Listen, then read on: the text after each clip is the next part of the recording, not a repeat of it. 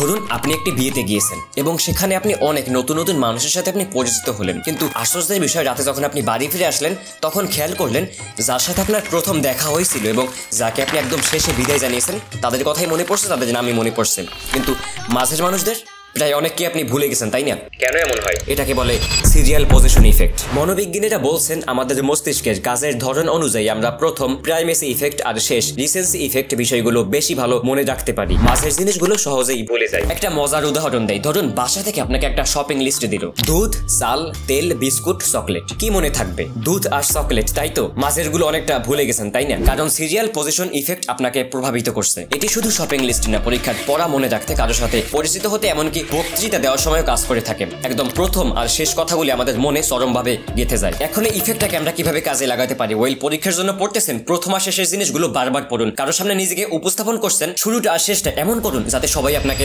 মনে রাখে।